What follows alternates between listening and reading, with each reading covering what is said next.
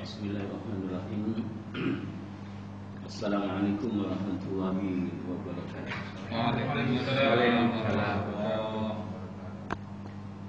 Alhamdulillahi wahda la syarikalah, la rabba siwa wa la na'budu illa iyyah. Alhamdulillahi khaliqul alamin wa bil arsyil azim bil quwwatil matin.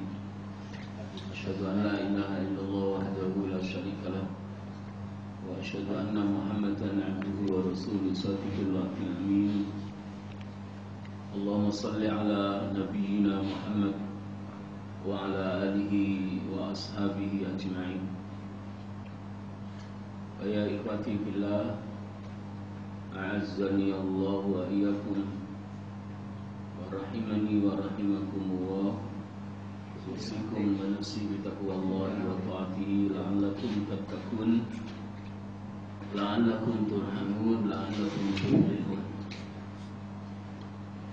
Ilamu ayyuhal ikhwah anna Allah Rabbuna tabaraka wa ta'ala yaqulu fi kitabihil aziz, a'udzu billahi samii'il 'aliim minasy syaithaanir rajiim. Ya ayyuhalladzina amanu taqullaha haqqa tuqatih wa la tamutunna illa wa antum muslimun. Ya ayyuhan nasu ittaqu rabbakum alladzi khalaqakum min nafsin wahidah wa khalaqa minha zawjaha wa batha minhuma rijalan katsiran wa nisaa'a wattaqullaha alladzi tasaaluna bihi wal arham innallaha kana 'alaykum raqiba. Ya ayyuhalladzina amanu ittaqullaha wa qulu qawlan sadida yuslih lakum a'malakum wa yaghfir lakum dhunubakum wa may yuti'illaha wa rasulahu faqad faza fawzan 'azima. Allahumma inna nas'aluka 'ilman nafi'an wa rizqan thayyiban wa amalan mutaqabbalan wanfa'na bima 'allamtana wa 'allimna ma yanfa'una wa zidna 'ilman. Allahumma inna na'udzubika min 'ilmin la yanfa' wa qalbin la yakhsha' wa min nafsin la tashba' wa min da'watin la yustajabu laha. Amma ba'd. Ikhwati fillah, a'azzani Allah wa iyyakum. Alhamdulillahilladzi bi ni'matihi tatimmus shalihat. Kita bersyukur kehadirat Allah Subhanahu wa taala atas nikmat-nikmatnya. Dengan nikmat-nikmatnya yang tidak bisa kita hitung, yang Allah karuniakan kepada kita, yang kita syukuri, tatimmus shalihat, amalan-amalan yang salih yang kita lakukan, qaulan yang berupa ucapan, wa fi'lan dan yang berupa perbuatan jadi sempurna. Maka jangan sampai setiap amal soleh yang kita lakukan hati kita khususnya tidak ada. Syukur mengantarkan atau sebagai wasilah sempurnanya amal. Karena orang yang bersyukur kepada Allah Subhanahu wa taala pasti amalnya memenuhi dua syarat. Syarat sahnya amal akan terpenuhi, selalu berpedoman kepada Al-Quran dan As-Sunnah. Kemudian syarat diterimanya amal pun terjaga, akhlasuhu, keikhlasan hatinya semata-mata mengharap wajah Allah Subhanahu wa ta'ala. Para ikhwah, a'azzani Allah wa iyyakum. Seperti setiap hari masuk waktu pagi, kita selalu memohon kepada Allah doa yang isinya 3 permohonan sebagaimana yang diajarkan oleh Rasulullah sallallahu alaihi wasallam. Sebagaimana doa yang kami baca tadi di muqaddimah. Allahumma inni as'aluka ilman nafi'a wa rizqan thayyiban wa amalan mutaqabbalan. Ya Allah, sesungguhnya hamba memohon kepadamu ilmu yang bermanfaat. Karena ilmu yang bermanfaat itu sebagai kunci kunci yang dapat kita manfaatkan untuk mengatur permintaan yang kedua dalam doa kita, warizqan thayyiban. Memohon kepada Allah agar supaya kita diberi rezeki yang halal dan baik.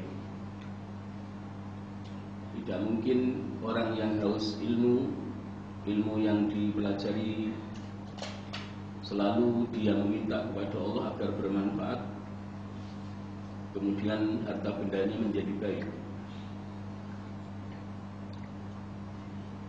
Ilmu yang bermanfaat yang kita minta, yang kita pelajari, itu akan membawa kebaikan rezeki yang kita ngasap mencarinya untuk menafkahi keluarga. Dan juga dengan ilmu yang bermanfaat yang kita pelajari, maka amal kita sebagaimana isi doa yang ketiga, wa amalan mutaqabbalan, menjadi amal yang diterima. Maka sering kami sampaikan di majelis-majelis seperti ini, jangan sampai ilmu yang bersumber dari Al-Quran dan As-Sunnah dan bersumber dari pemahaman para sahabat itu tidak bertambah, tapi kita tidak sedih. Sementara ketika kita ngasap banting tulang mencari nafkah, hasilnya kurang, kita sedih. Dan juga banyak orang yang beramal sembrono, tidak peduli amalnya diterima atau tidak, tidak membuat dirinya sedih. Tapi seorang mukmin yang senantiasa haus akan ilmu yang bersumber dari Al-Quran, pedoman hidup kita yang pertama, haus akan ilmu yang bersumber dari yang disabdakan oleh Nabi, sumber yang kedua, maka ketika hari yang dilewati ilmunya tidak bertambah, dia sedih. Karena ilmu itu mengatur seluruh sisi kehidupan kita, khususnya yang bersumber dari tiga sumber tadi. Maqalallahu bil Qur'ani, wa maqalahu Rasuluhu bi sunnatihi, wa maqalahu sahabat. Jadi mari kita sedih ketika setiap hari ilmu kita yang berkaitan dengan pedoman Islam tidak bertambah. Tapi ketika tidak ada tambahan rezeki yang kita ngasap, ajak pendapatan rezeki kita, atau bahkan dikurangi sama Allah Subhanahu wa taala, lalu kita sedih. Kalau sedihnya harta kurang, itu sedih yang berkaitan dengan dunia. Tapi kalau sedih ilmu kita tidak bertambah setiap hari, itu ilmu yang mengilmui di tiga negeri kehidupan. Jadi ilmu yang kita pelajari yang bersumber dari tiga sumber itu mengilmui apa yang kita lakukan ketika kita hidup di dunia, mengilmui yang kita lakukan ketika kita melanjutkan kehidupan di negeri yang kedua, negeri alam barzakh, sampai Allah membangkitkan. Iya Mas Mubakar. Omsetnya kurang tadi.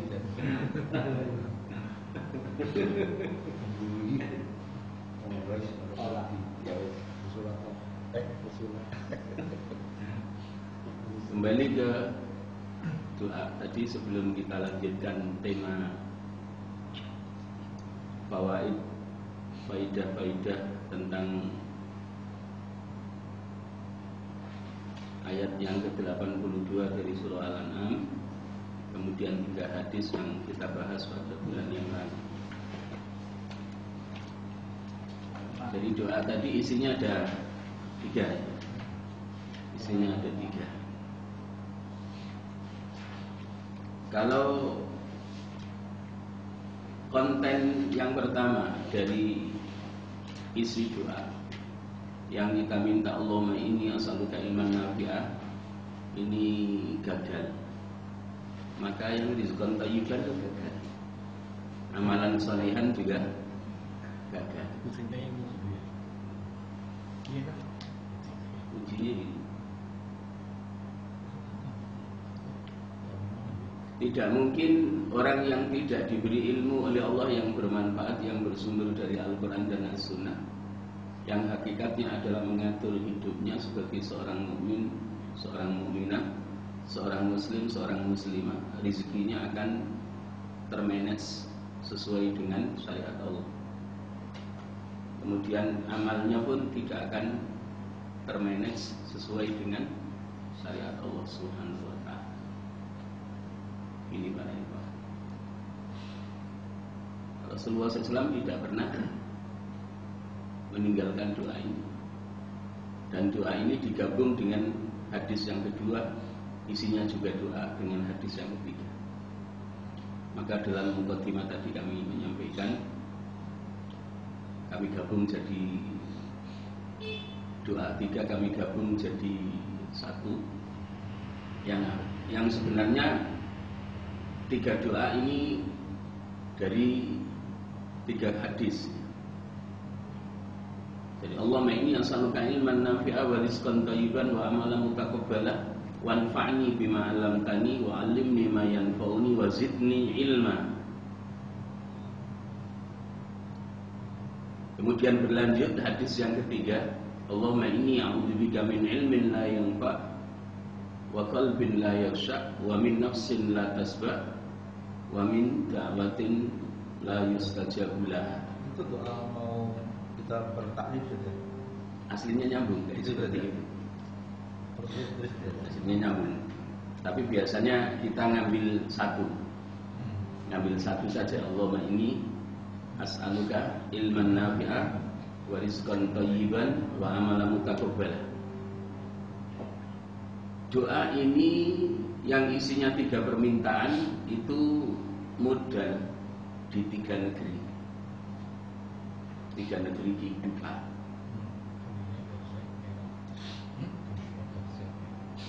Seorang mukmin, seorang mukminah, seorang muslim, seorang muslimah menjalani hidup di dunia kan butuh ilmu yang bermanfaat. Kalau ilmu yang bermanfaat kan menjadi sumber hidayah.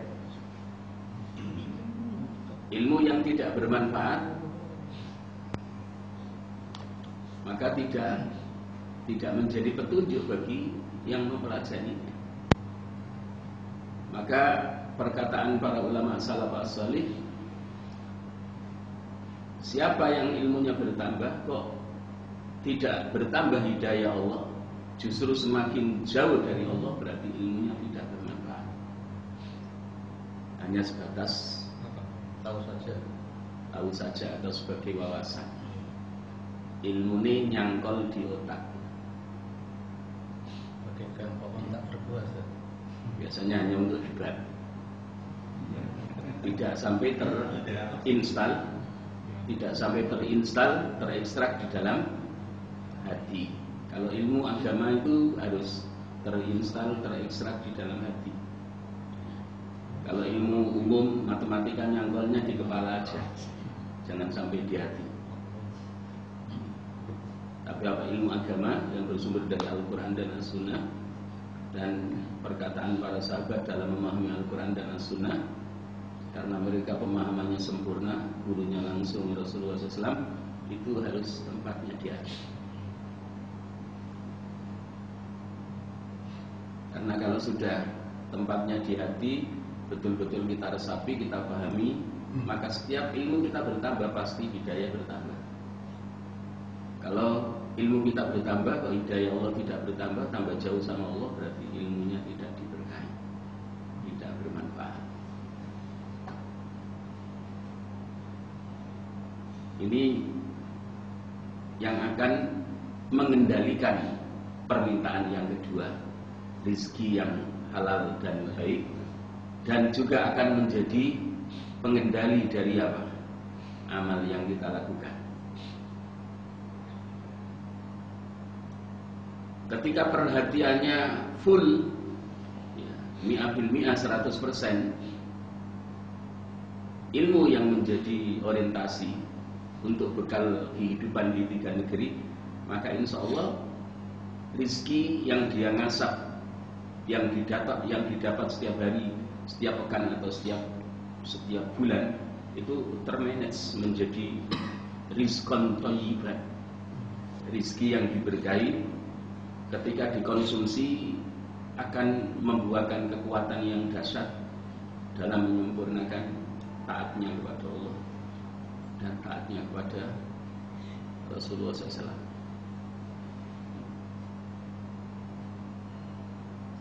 Maka orang yang sudah diberi ilmu oleh Allah, ilmu yang bermanfaat melalui duduk di majelis ilmu, itu makannya bukan makan yang berdasarkan nafsu, tapi makannya adalah makan dalam rangka menjalankan sunnah.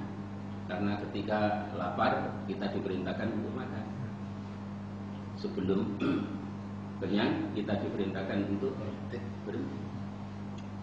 Itu makan yang sesuai sunnah. Tapi kalau makan yang berdasarkan nafsu, wis kenyang terus berlanjut, maka tidak akan membuahkan kuatnya badan untuk menunaikan ibadah yang Allah perintahkan, justru malah tambah lemes. Ngantuk. Tambah lemes. Maka tidak menjadi rizki yang thayyiban, karena tidak berefek membawa manfaat baiknya amal kita, sehingga amal kita yang kita mohon yang ketiga itu menjadi amalan mutaqabbal. Jadi kata kuncinya ada di ilmu itu. Maka mari kita belajar selalu sedih kalau setiap duduk di majelis ilmu kita tidak tambah. Apalagi duduk majelis ilmunya hanya satu kali, satu minggu. Kalau Rasulullah SAW setiap hari bermujalasah.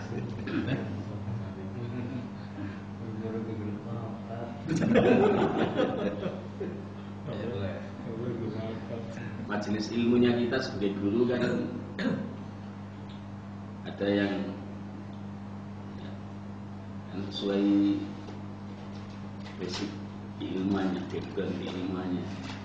Tapi juga walaupun mengajarkan ilmu umum, kalau ada islamisasi mapel disisipkan nuansa keislaman, karena memang masing-masing ilmu umum juga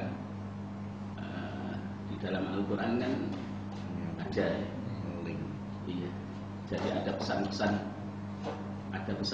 apa keagamaan, pesan-pesan dari syariat yang berkaitan dengan matematika ya ada dalam Al-Quran, ekonomi ada, biologi ada, fisika ada, kimia ada, astronomi, geografi ya ada Mas Mukarram.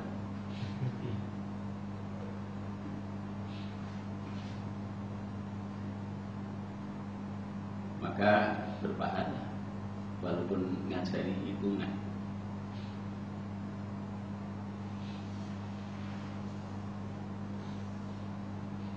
Para ikhwah azani Allah wa iyyakum, sekali lagi kami sampaikan bahwa kuncinya ada di ilmu.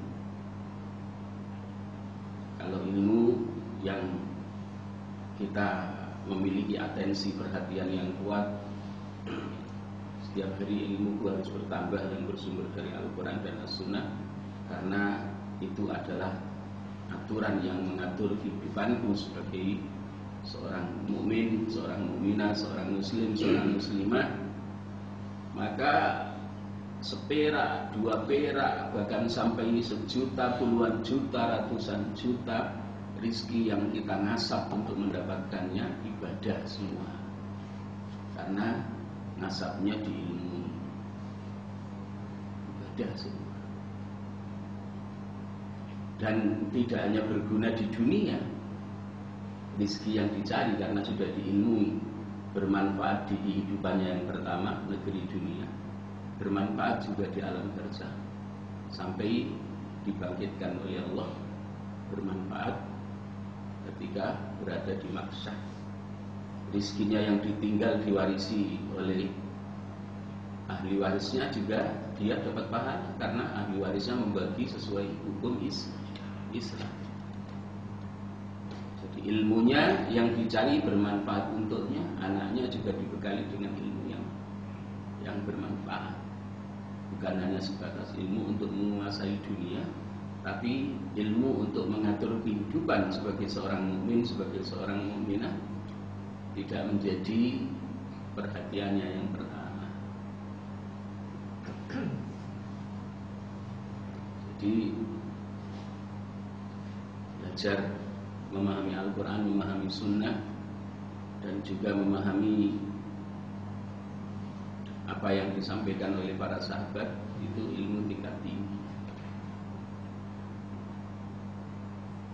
Kadang-kadang saat ini kalau ada orang tua yang anaknya habis lulus dari SMA kemudian kuliah ngambil jurusan tarbiyah pendidikan Islam, malu. Tapi kalau anaknya melanjutkan ke fakultas kedokteran, enggak.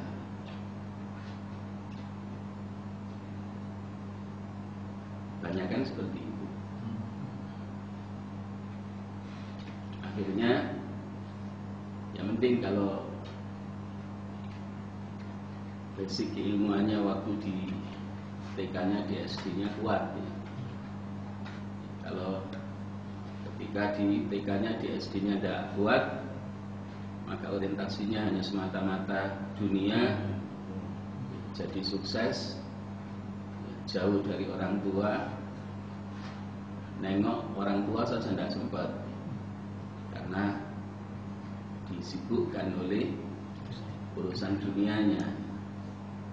Bahkan sesuai profesinya istirahat saja tidak bisa. Istirahat saja tidak bisa. Para ikhwah a'azzani Allah wa iyyakum,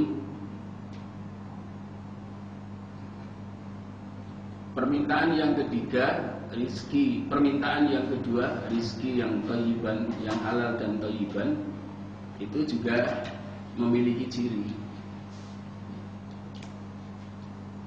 Untuk mengetahui, bagaimana untuk mengetahui bahwa rizki yang kita dapat kemudian kita makan pada saat kita lapar, lalu kita minum pada saat kita haus, juga kita gunakan untuk membeli pakaian menutup aurat kita, juga pakaian untuk istri kita menutup auratnya, pakaian untuk putra putri kita untuk menutup auratnya, manfaat atau tidak kita, diberkahi atau tidak, termasuk rezeki yang halal thayyiban atau tidak, itu bisa kita lihat.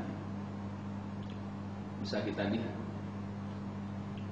Seperti tadi kami sampaikan, ketika kita lapar kemudian makan sesuai aturan yang dicontohkan oleh Nabi, sebelum makan berdoa, setelah makan juga berdoa. Lalu pada saat waktunya ibadah membuat kita semangat. Allah memberi kekuatan fisik yang luar biasa dan juga kekuatan iman yang luar biasa melalui makan dari rezeki yang kita ngasap untuk mendapatkannya, dan melalui doa pun agar dijadikan oleh Allah rezeki yang halalan thayyiban, tambah dekat sama Allah. Karena rezeki yang thayyiban, yang halalan thayyiban, yang diberkahi, itu tidak menjadi penghalang antara diri hamba yang diberi rezeki dengan Tuhan. Tambah dekat sama Allah, itu tambah dekat. Semakin banyak rezekinya, tambah dekat. Tapi ada semakin banyak Allah memberi rezeki, tambah jauh, sibuk. Jadi ada korelasinya doa yang isinya ada 3 di ilmu yang bermanfaat. Rizqan thayyiban sama ramalan mutakabbalah. 3-tiganya itu adalah bekal yang sangat urgen yang kita butuhkan dalam menjalani kehidupan di 3 negeri. Khususnya adalah ilmu yang kita memohon kepada Allah supaya terus bertambah dalam bidang akidah yang menjadi fondasi seluruh amal. Makanya Rasulullah SAW itu ketika diutus oleh Allah Subhanahu wa taala sebagai rasul, pertama kali yang diajarkan dari wahyu yang diterima dari Allah Subhanahu wa taala adalah membangun kokohnya hati orang yang beriman, yang baru mengimani Allah dan mengimani Nabi, dibangun 2 kalimat syahadatnya sebagai pondasi 4 amal yang ada di dalam rukun Islam. Di syahadat tauhidnya itu dibangun, syahadat rasulnya dibangun, syahadat tauhidnya dibangun, asyhadu alla ilaha illallah, sampai dia menjadi insan yang rela hidupnya diatur oleh Allah. Mustahil kalau tidak memiliki syahadat tauhid yang kuat, hidupnya rela diatur oleh Allah. Banyak umat Islam yang tidak rela hidupnya diatur oleh Allah. Dan ketika syahadat rasulnya wa asyhadu anna Muhammadar Rasulullah, aku bersaksi bahwa Muhammad adalah Rasulullah, membuahkan satu tamar atau satu buah dari syahadat rasulnya itu betul-betul mutabaannya, ikutnya kepada Nabi itu sempurna. Karena dalam hidup ini sebagai seorang muslim, muslimah, mukmin, mukminah adalah tunduk secara mutlak kepada Allah dan tunduk secara mutlak kepada Rasulullah SAW. Jadi ketika fondasi tauhid ini yang berdiri amal solih di atasnya, maka salatnya menjadi baik, puasanya menjadi baik, zakatnya menjadi baik, kemudian haji dan umrahnya menjadi baik. Jadi kembalinya adalah kepada akidahnya yang sahihah, keimanannya yang benar, keimanannya yang benar. Keimanan yang benar, akidah yang sahihah, sekalipun banyak dosa yang dilakukan oleh seorang hamba, seorang muslim, maka harapan dosa dan kesalahannya diampuni oleh Allah itu lebih besar, lebih besar. Walaupun amalnya banyak, akidahnya rapuh, tidak kuat, tidak paham mana yang membatalkan Islam, mana yang tidak membatalkan Islam, dan imannya, amalnya baik, banyak, amalnya banyak, tapi tidak ngerti perkara-perkara yang membatalkan agamanya, imannya dan Islamnya, akhirnya jadi bangkrut karena tidak mengerti batasan-batasan dalam akidahnya. Sholatnya kendeng 5 waktu, tapi kok masih mengharap berkahnya orang mati, menjadi kelompok kuburiyun. Kelompok kuburiyun, pecinta kuburan. Tapi apa? Ziarah kuburnya bukan dalam rangka menjalankan kesunahan, tapi di sana adalah ada keyakinan ketika ziarah kepada si A si B itu, si A si B akan memberkahi hidupnya, dan niatnya memang minta keberkahan, padahal al-barakatu kulluha lillah, semua keberkahan itu adalah miliknya Allah Subhanahu wa taala. Maka melalui amal solih yang diperintahkan oleh Allah dan dicontohkan oleh Nabi, melalui amal solih itulah kita mendapatkan keberkahan. Karena semua amal solih pada saat kita lakukan sesuai dengan ilmunya, memenuhi syarat sahnya dan memenuhi syarat diterimanya, itu diberkahi. Kalau salah niat malah justru menghancurkan amal. Ziarah kubur yang sesuai sunnah diberkahi, Allah yang memberkahi, bukan minta berkah kepada yang kita ziarahi. Makanya di Masjid Ampel, makam Sunan Ampel itu apa, gerbangnya ditulis jangan meminta kepada Sunan Ampel, mintalah kepada Allah. Ditulis sampai sekarang ada.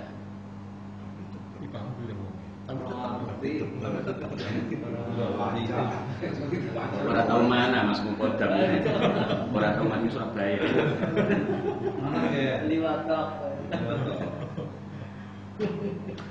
Lewat jembatan Mira, sedikit ya. Itu ditulis gitu.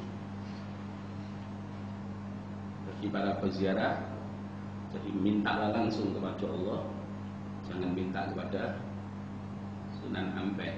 Jadi ziarahnya kita kan ziarah hanya ziarah, dan sebenarnya kan ziarah yang khusus boleh itu kan kepada bapak atau ibu kita ya. Kalau kepada orang lain itu umum ya.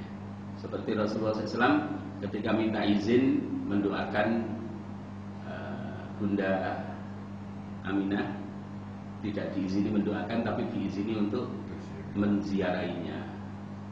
Jadi kalau untuk orang tua boleh khusus, tapi kalau orang lain umum.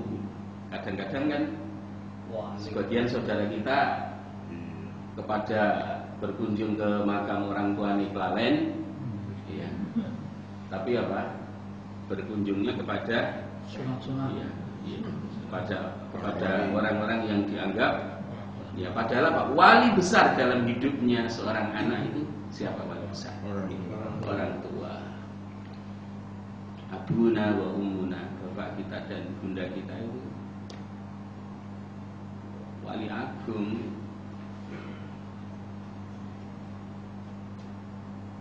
Ridhonya gurumu adalah ridhonya Allah, tidak ada hadisnya. Ridhonya kiaimu, ridhonya Allah, tidak ada hadisnya. Tapi ridhonya kedua orang tuamu, ridhonya Allah. Murkanya kedua orang tuamu, murkanya Allah. Atus ngerti nggih, Mas Mukodam ya.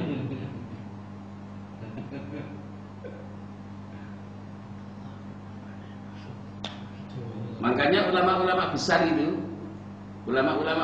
kalau ada orang minta didoakan, yang paling utama adalah kamu minta doanya kedua orang tua.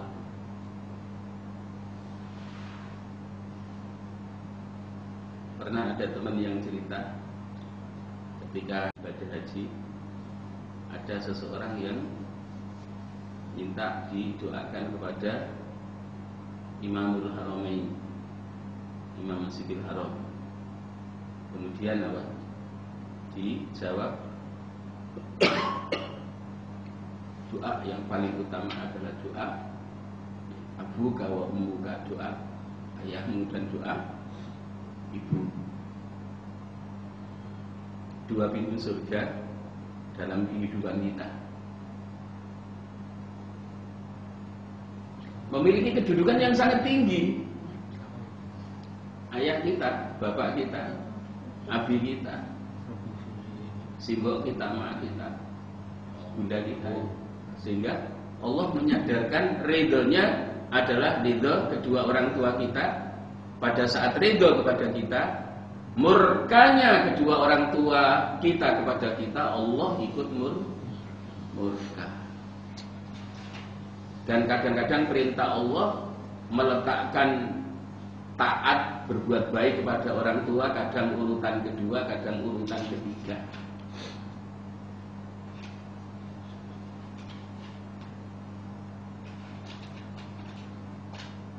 Wa'budullaha wa la tusyriku bihi syai'a wa bil walidaini ihsana.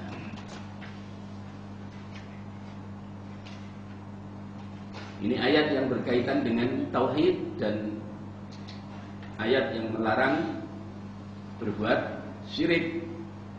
Kemudian apa?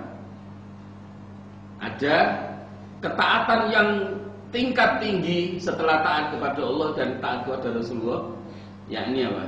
Taat dan berbuat ihsan kepada kedua orang tua.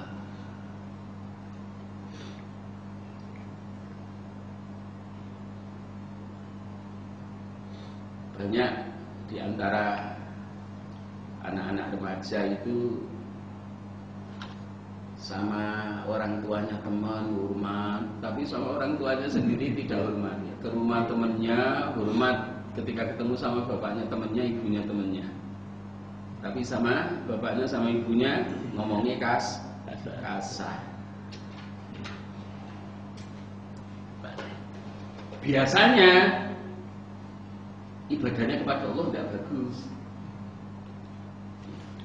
Jadi akidahnya belum tertata. Ayat tadi yang kami bacakan, wa'budullaha wa la tusyriku bihi syai'a wa bil walidaini ihsana. Ibadahi Allah. Ibadahi Allah, tauhidkan Allah dalam rububiyahnya, dalam uluhiyahnya, dalam asma dan sifatnya. Jangan sekali-kali kalian menyekutukan Allah, dan berbuat baiklah kepada kedua orang tua dengan perbuatan baik yang sungguh-sungguh ihsanan.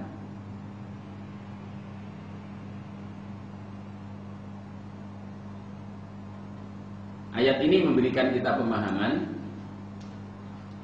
ketika seorang anak ibadah ora bener, isek sering berbuat syirik, ya tidak bakalan bisa berbuat ihsan kepada kedua orang tua. Seorang anak yang akidahnya kokoh, ibadahnya kepada Allah terjaga, imannya terjaga, memahami 10 pembatal Islam agamanya, maka pasti wabil walidaini ihsana itu terjaga. Makanya seorang anak, ya, biasanya seorang anak itu ketika ayahnya meninggal, itu apa? Seorang anak yang soleh itu, seorang anak yang soleh ketika ayahnya meninggal, itu apa? Ucapan A, I sampai U itu apa? Ingat dia, ingat. Biasanya apa? Gelohnya itu sampai 40 hari dah itu masih apa? Terasa lom gitu loh. Itu biasanya. Tapi ada yang bapak ibu ini meninggal malah mainan di HP, minum ciu gitu.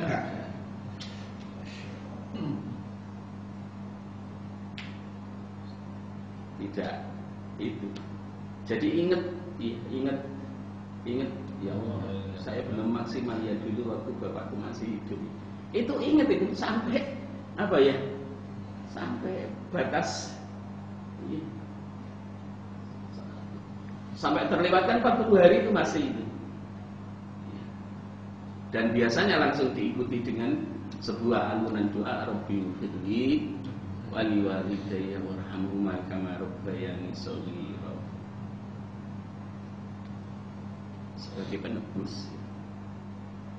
Barangkali ketika ayah kita dulu pada saat masih sugeng hidup, ya, kemudian belum begitu patuh dan taat.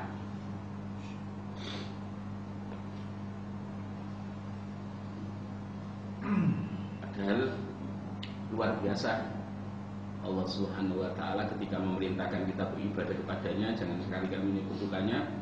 Berbuat baiklah kepada kedua orang tuamu dengan perbuatan baik yang sebenar-benarnya, bukan pura-pura. Dan seandainya setiap anak itu mengerti rahasia keberkahan hidupnya, pasti tidak pernah lupa dia meminta didoakan oleh ayah dan bunda. Ayah dan bunda. Ini para ikhwan azani Allah wa iyyakum.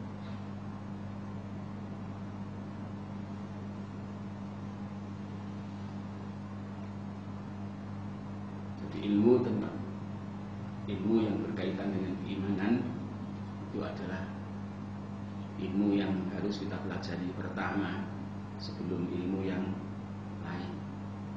Sebelum ilmu yang lain. Karena kokohnya, istiqomahnya, konstannya iman itu akan membawa kesempurnaan semua amal sholih yang Allah perintahkan yang kita lakukan. Para ikhwah, a'azzani Allah wa iyyakum, kita lanjutkan pertemuan bulan yang lalu berkaitan dengan keutamaan tauhid. Keutamaan tauhid yang kita bahas adalah surah Al-An'am ayat 82. Jadi orang-orang yang beriman kemudian mereka tidak mencampuri imannya dengan syirik. Dengan syirik, ulaika lahumul amn. Mereka itu mendapatkan jaminan keamanan dari Allah Subhanahu wa taala di dunia, di alam barzakh sampai di akhirat. Wa ulaika humul muhtadun, dan mereka itulah hamba-hamba Allah yang dapat hidayah.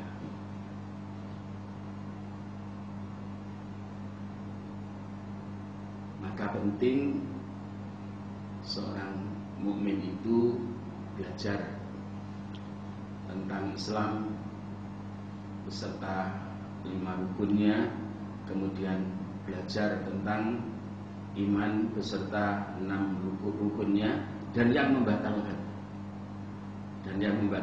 Kebanyakan yang membatalkannya ini tidak dipelajari secara tuntas. Kadang-kadang melalui ucapan imannya batal, melalui pemikiran imannya batal, melalui perbuatan imannya batal, tidak paham. Jadi 10 pembatal Islamnya dan pembatal imannya ini tidak dipaham. Kemudian 3 hadis pada waktu itu. Hadis yang pertama adalah hadis yang diriwayatkan oleh Imam Bukhari dan Imam Muslim. Barang siapa yang bersaksi bahwa Allah itu adalah Tuhan yang hak untuk disembah, tidak ada sekutu baginya, dan bersaksi bahwa sesungguhnya Muhammad adalah abdu wa rasuluh, hamba Allah, dan bersaksi bahwa sesungguhnya Nabi Isa, sesungguhnya Isa adalah hamba Allah dan Rasul Allah, dan kalimat yang Allah sampaikan kepada Maryam, informasi berita yang disampaikan melalui malaikat Jibril bahwa dia akan memiliki seorang putra tanpa ayah, memiliki seorang putra tanpa ayah. Kemudian pertolongan darinya, lalu bersaksi bahwa surga adalah hak yang menjadi tempatnya orang-orang mukmin yang bertakwa. Wan naru hakun, dan neraka adalah hak sebagai tempatnya orang-orang kafir disiksa oleh Allah Subhanahu wa taala. Adkhalahu wahul jannata ala ma kana minal amal. Maka Allah Subhanahu wa taala memasukkan dirinya ke dalam surga. Kemudian hadis yang kedua yang diriwayatkan oleh Imam Bukhari dan Imam Muslim dari jalur Ibban, fa innallaha harrama 'alan nari man qala la ilaha illallah yabtaghi biha wajha Allah. Allah mengharamkan api neraka membakar orang yang mengucapkan kalimat thayyibah la ilaha illallah, yang kalimat thayyibah la ilaha illallah itu diucapkan tulus ikhlas dari dalam kalbunya. Jadi la ilaha illallah yang diucapkan tapi betul-betul berangkat dari keikhlasan di dalam hatinya. La ilaha illallahnya yang bersih. Tidak ada sesembahan yang hak untuk disembah kecuali Allah, betul-betul tulus dari dalam hatinya, dan sesembahan selain Allah itu hilang, bersih. Maka Allah memasukkannya ke dalam surganya. Halal masuk surga. bahasa mudanya, dan haram masuk neraka. Maka dalam hal akidah keimanan kita harus berhati-hati.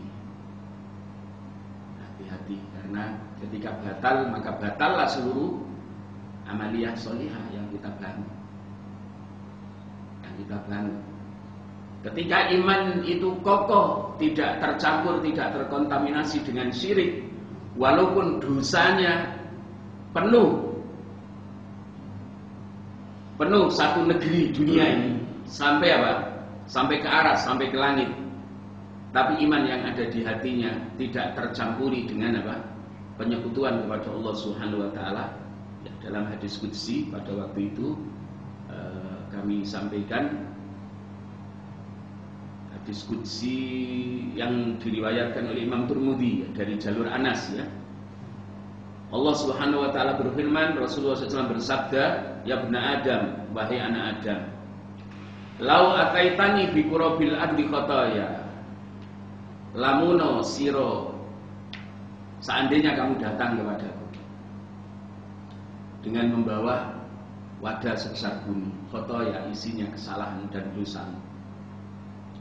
Sumalakitani, dosa yang sewadah bumi yang kamu bawa menghadapku, lalu kamu ketemu denganku, la tusyriku bi syai'a, dirimu tidak menyekutukan aku sedikit pun dengan sesuatu, la ataituka bi qurbiya maghfiratan, maka pasti aku siap menyambutmu dengan membawa wadah sebesar wadah yang kamu bawa, tapi isinya maghfiratan, ampunan. Iman yang bersih. Hati-hati supaya tidak batal dengan apa? Syirik, masih membawa dosa segede itu. Ya. Allah siap apa? Memberi ampunan. Allah siap memberi ampunan. Banyak orang yang imannya tidak kokoh, amalnya banyak, tidak terasa, melakukan syirik melalui perbuatan, syirik melalui ucapan, syirik karena apa? Pola pikirnya, paradigmanya tidak seperti paradigmanya Nabi. Error. Semua agama sama.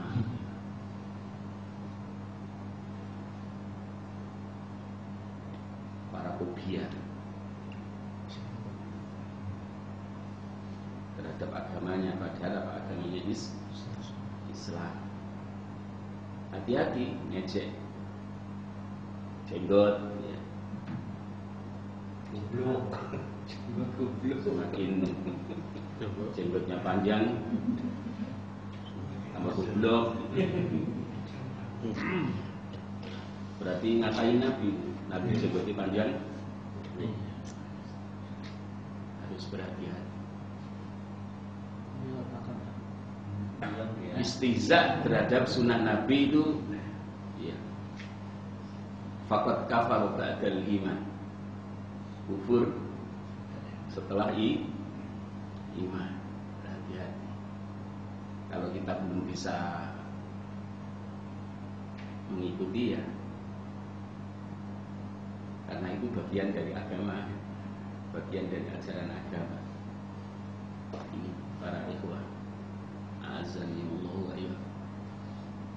Jadi sangat penting dan sangat urgen, karena Rasulullah SAW itu 13 tahun di Mekah, yang dibangun adalah akidah di Madinah, walaupun di sana sudah sudah membangun masyarakat madani dengan syariat Islam, namun juga tetap akidah itu menjadi apa? Menjadi materi yang utama dalam dakwah. Oleh karenanya ayat Allah Subhanahu wa taala di dalam Al-Qur'an itu, walaqad ba'atsna fi kulli ummatin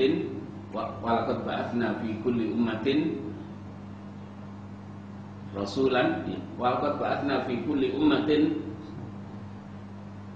kelalen maknanya. rasulan walaqad ba'atsna fi kulli ummatin rasulan ani ibudullah wajtanibut taghut. Walaqad ba'atsna fi kulli ummatin rasulan ani ibudullah wajtanibut taghut. Dan sungguh kami telah mengutus pada tiap-tiap umat seorang rasul memiliki dua tugas besar. Tugas besar yang pertama adalah ani ibudullah, memerintahkan kaumnya, umatnya agar mentauhidkan Allah, agar beribadah kepada Allah Subhanahu wa taala, wajtanibut taghut, dan menjauhi taghut. Menjauhi taghut yang dimaksud adalah menjauhi perbuatan syirik. Itu tugas utama, tugas besar utama para nabi dan para rasul diutus oleh Allah Subhanahu wa taala. Maka para ikhwah azani Allah wa iyyakum, mari kita selalu menjaga iman di dada kita beserta 6 pilarnya, kita jaga Islam kita beserta 5 pilarnya, sehingga seandainya masih ada dosa yang tersisa yang belum diampuni oleh Allah Subhanahu wa taala, ketika kita kembali kepadanya tapi asyhadu alla ilaha illallah wa asyhadu anna muhammadar rasulullah itu terkokokkan di dalam hati, maka Allah siap untuk mengampuni dosa dan kesalahan yang masih tersisa pada waktu hidup belum diampuni oleh Allah Subhanahu wa taala, diampuni oleh Allah setelah ruh itu lepas dari jasad kita. Sebagaimana dalam hadis qudsi tadi, hadis yang hasan yang diriwayatkan oleh Imam At-Tirmidzi rahimahullahu taala. Hadis yang diriwayatkan oleh Imam At-Tirmidzi, hadis hasan yang diceritakan melalui jalur Anas bin Malik radhiyallahu anhu taala. Barakallahu fikum wallahu a'lam bissawab. Semoga Allah memberkahi kita semuanya. Yang benar datangnya dari Allah Subhanahu wa taala, dan salah datangnya dari diri saya pribadi. Wassalamualaikum warahmatullahi wabarakatuh. Waalaikumsalam.